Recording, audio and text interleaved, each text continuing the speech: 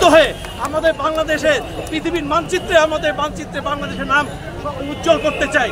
যদি আজকে সিঙ্গাপুর উন্নতি হতে পারে, আমাদের বাংলাদেশ কেন হবে না? আমাদের বাংলাদেশে এক মাটিতে 3টা ফসল হয়। আমাদের বাংলাদেশের জনশক্তি আছে, আমাদের বাংলাদেশে যে খনিজ সম্পদ আছে, যে খনিজ সম্পদ আছে, যদি সঠিক পরিচালনা করা যায়, আমাদের সোনার বাংলাদেশ আসলে সোনার বাংলাদেশ হবে। আপনি একটু খেয়াল করে দেখেন যে সৌদি আরবে 1 টাকা মূল্য বাংলাদেশি প্রায় 30 টাকার কাছাকাছি, কিন্তু তার পার্শ্ববর্তী দেশ কুয়েতে 1 টাকা মূল্য 240 টাকার উপরে। তাহলে ভারত যদি উপরে থাকে, তাহলে বাংলাদেশ যদি জনগণ আমরা যদি এক থাকি, তাহলে কেন আমরা সেই কুয়েতের মতো বাংলাদেশকে উঠে নিয়ে যেতে পারবো না? ইনশাল্লাহ আমরা সবাই আছি, আর আমরা চাই শেখ হাসিনাকে বাংলা মাটিতে এনে বিচার করে তার যা হওয়ার তো হবে, তা মারা যাওয়ার পরও তার মতো করে আগামী রাজনীতিবিদদের জন্য একটা উদাহরণ তৈরি করে যেতে চাই।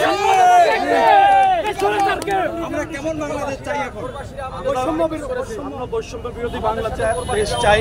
আমরা আমাদের সোনার বাংলাদেশে যা আছে যদি সঠিকভাবে পরিচালনা করা যায়, ছাত্র সংগঠন যারা মিলে যা করছে, এটা যদি সুন্দরভাবে নিয়ে যেতে চাওয়া যায়, বাংলাদেশ আসলে সোনার বাংলাদেশ। এক জমিতে 3টা ফসল পৃথিবীর বিশ্বের কোনো ইতিহাসে নাই, শুধুমাত্র বাংলাদেশেই আছে। এই পাশে এই দেশের জনগণ যে কর্মঠ, বিদেশিরা এই দেশে এসে চাকরি করবে, আমাদের যেতে হবে না, আমাদের সোনার বাংলাদেশ। আমাদের এই দেশটাকে ফুচকার মতো করে দিয়েছে এরা, রাজনীতিবিদরা কিছু পুরো ফুচকার মতো তৈরি করে দিয়েছে। আমরা চাই এখান থেকে উঠতে, জাগ্রত হতে। কিন্তু আমরা দেখলাম যে উন্নয়নের বন্যা বয়ে গেছিল, কিন্তু বর্তমান যে বাংলাদেশে যে ঋণ এবং যে পরিমাণ ঋণ আছে, তার চাইতে বিদেশি টাকা আমাদের যে টাকা পাচারটা বেশি হয়ে গেছে। তাহলে এই ক্ষেত্রে আপনি কি বলবেন? যেহেতু টাকা পাচার হয়ে গেছে, সেই দেশে এই টাকাটা আনতে হবে। আর আমাদের দেশে যে বুয়েট স্টুডেন্টরা আছে, আমাদের দেশে বিভিন্ন ক্ষেত্রে হয় কি, ঢাকা শহরে বৃষ্টি হলে পানি জমে যায়, ঢাকা শহরে একটু হলে পানি জমে যায়। এই পানিটা দূর করার জন্য বুয়েটের স্টুডেন্টরা বলেছিল, এই ফ্যাসিস্ট সরকার শেখ হাসিনাকে বলেছিল, বুয়েটের স্টুডেন্টরা আসুন আমাদেরকে দেন, আমরা এই প্রজেক্ট করে দেই, এই দেশের টাকা দেশে রাখুন। না, তাদের দালালেরা করেছে কি, ম্যাডাম পানি তো জমে যায়, ড্রেনটা ছোট, একটু বড় করে দেই, এই বড় করে দিছে। তাদের আর কোনো কাজ হয় নাই, তারা উল্টা লুটপাট করেছে এদেশে। আমরা চাই এদেশে বিদেশে যেগুলো টাকা আছে সেগুলো এদেশে আনা হোক। যেভাবে যারা রাজনীতিবিদরা আছে, যেভাবে করে এদেশে টাকা আসবে, তারা সেই ব্যবস্থাই করুক এদেশে। আমরা চাই সোনার বাংলাদেশ গড়ার জন্য আমাদের পরবর্তী জেনারেশন, তাদেরকে আমরা হয়তো আজকে চলে যাব, কিন্তু পরবর্তী জেনারেশন যারা আসবে, তারা যেন এই মানচিত্র পৃথিবীর ইতিহাসে যেন দেখাতে পারে বাংলাদেশ নামের স্বাধীন দেশটা আছে। নাহলে পরবর্তীতে এই দেশে মানুষ বলবে বাধ্যে আরামজাদা, নাহলে মানচিত্র ছিঁড়ে খাবো।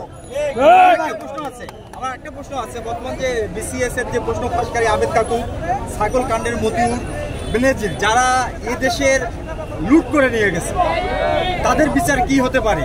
তাদের বিচার আইনের আওতায় এনে যতটুকু করা, যেভাবে করা সেভাবে আমি বললে তো হবে না।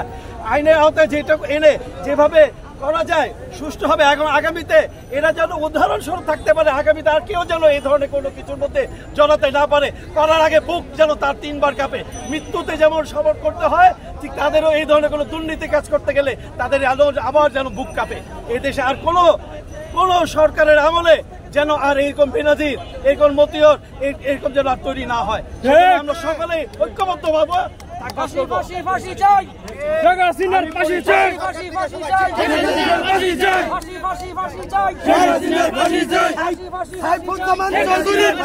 বিদেশের মাটিতে 2 শতাধিক বাড়ি আছে, বেনজিরের 2 শতাধিক বাড়ি আছে।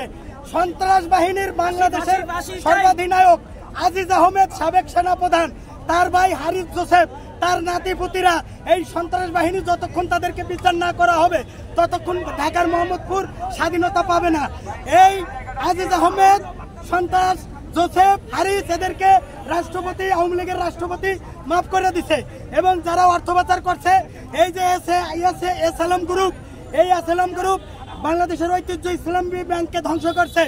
এই এসএলএম গ্রুপ, এই সাইফুজ্জামান চৌধুরী, এই বেবসিমকো, আর এই বেবসিমকোর এই যে দরবেশ, এরা যেন এই 100 মামলা দেওয়া হয়।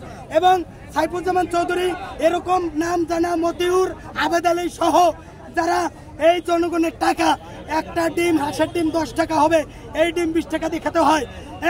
এই জন্য এই যারা আমাদের পকেটের টাকা আমরা কাঠ ঢুকাই, বিদ্যুতের বিল দিই, কাটি নাই, কারেন্ট চলে যায়, এভাবে যারা দুর্নীতি করে কোটি কোটি টাকা তেলের দাম বাড়িয়ে, অক্টেনের দাম বাড়িয়ে এই দেশকে বিক্রি করে দিয়েছে বিদেশের হাতে, বিশেষ করে ভারতের হাতে।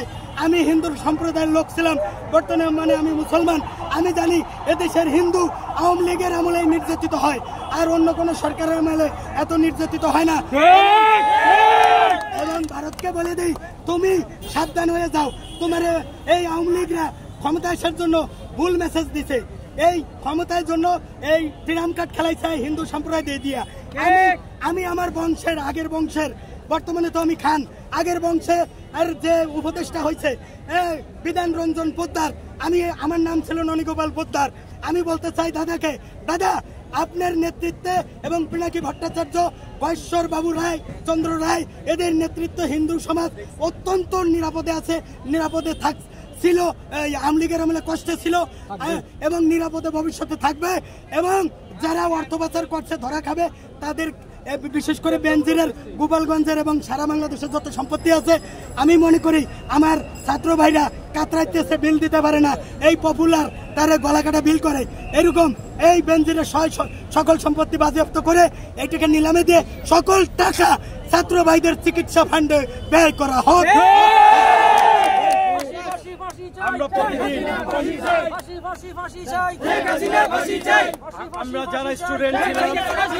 আমরা যারা প্রতিদিন স্টুডেন্ট ছিলাম, প্রতিদিন যখন স্কুলে যেতাম আমাদেরকে কিন্তু একটি শপথ পাঠ করানো হতো। সেই শপথটা ছিল, আমরা বলতাম, আমি শপথ করিতেছি যে মানুষের সেবায় নিজেকে নিয়োজিত রাখিব, দেশের একতা ও সংহতি বজায় রাখিবার জন্য সচেষ্ট থাকিব। হে প্রভু, আমাকে শক্তি দিন, আমি যেন দেশের সেবা করিতে পারি এবং বাংলাদেশকে একটি শক্তিশালী রাষ্ট্র হিসেবে গড়ে তুলতে পারি। আমিন।